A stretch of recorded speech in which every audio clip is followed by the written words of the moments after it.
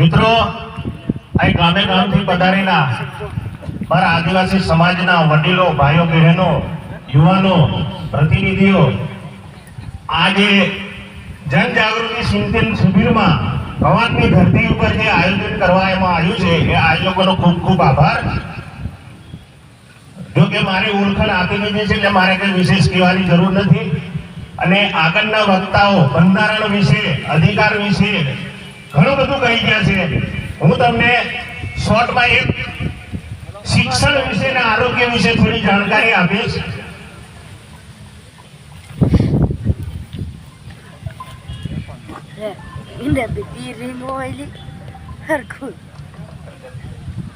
Hello, તો મિત્ર, આપણા જે આદિવાસી સમાજના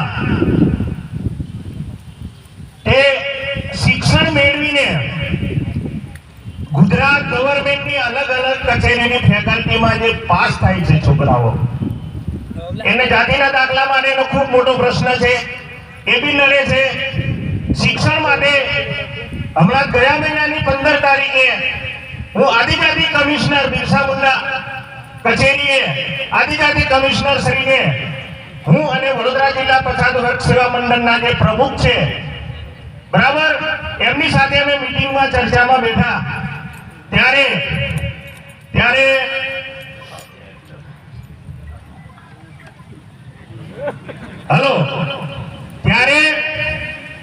આપણા 5,500 વિદ્યાર્થીઓ જે આશ્રમ શાળામાં અભ્યાસ કરે છે એની સરકારે ગ્રાન્ટ અટકાવી દીધી છે.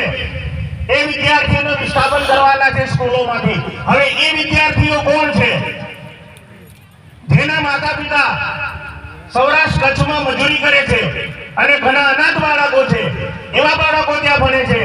એને સરકાર આશ્રમ શાળાઓની ગ્રાન્ટ બંધ કરી દેવામાં આવી છે.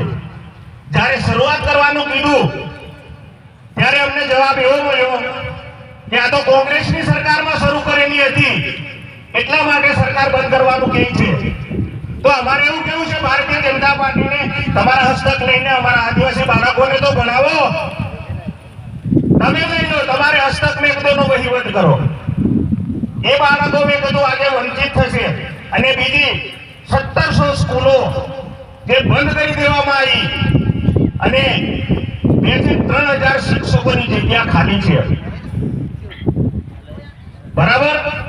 તો સરકાર શ્રી આપણને આદિવાસીઓને શિક્ષણથી વંચિત રાખવું છે, જેથી કરી આપણા આદિવાસીના બાળકો ભણી કરીને આ જનજાગૃતિ સુધી નહીં પહોંચે એવું કદાચ ઈચ્છતી હોય એવું અમારું માનવું છે. અને આપણા કોઈને કહેતા નથી.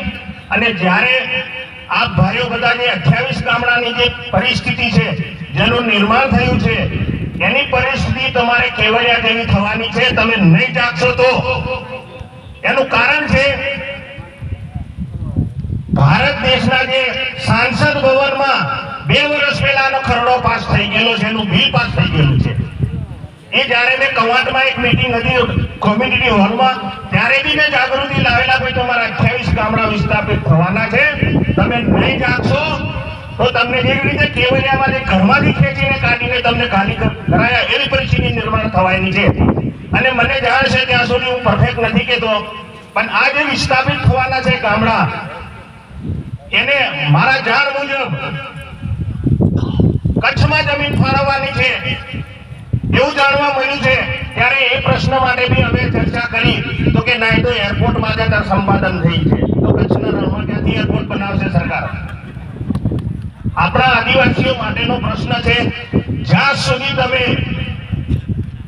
તમે ખુદ જાગશો નહીં. અને હવે બીજી વસ્તુ એ છે, લડેંગે જીતેંગે, સત્યાગ્રહ કર્યો, રોડ ઉપર ઉતર્યા, પરિણામ શું આવ્યું? પરિણામ 0. બરાબર.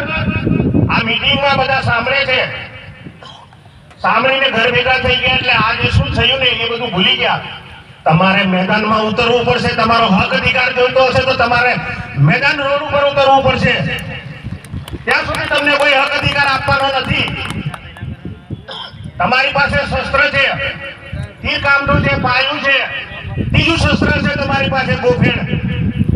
નદીમાંથી ગોળ પથરા થયેલો ભરલો ઉતરો રોડ ઉપર કોના બાપની તાકાત છે તમને? જ્યારે 2000 જે આંદોલનમાં કોમી રમખાણમાં જ્યારે મિલિટરી પાછું પડ્યું છે, પોલીસ ખાતું પાછું પડ્યું છે, કવાંટમાં ભાંડવડમાં એને અમે નજરે જોયેલા કિસ્સા છે. આ બાજુથી ગોફણ આવે છે, આ બાજુથી વીર કામઠું આવે છે, આર્મી બી ચોરી ભાગી ગઈ હતી. એટલે મિત્રો વધારે સમય નથી લેતો, તમારે જનજાગૃતિ લાવવું પડશે, રોડ ઉપર ઉતરવું પડશે. લડેંગે જીતેંગે આવેદન પત્ર એ બધા કચરા પેટીમાં ડોલમાં જાય છે, તમારું કોઈ સાંભળતું નથી. અને ગુજરાતની જે મેઇન મીડિયા છે એ મીડિયા બી આપણો અવાજ સરકાર સુધી પહોંચાડતી નથી. એ લોકલ મીડિયા છે એટલો જ અવાજ ત્યાં જશે. સંદેશ ન્યૂઝ, ગુજરાત ન્યૂઝ, દિવ્ય ભાસ્કર, આ કોઈ પત્રકાર ભાઈઓ કોઈ આનો અવાજ ગાંધીનગર સુધી કે દિલ્હી સુધી પહોંચાડતા નથી. અને આ પ્રશ્ન માટે હું તમને નામ નહીં કહું છું.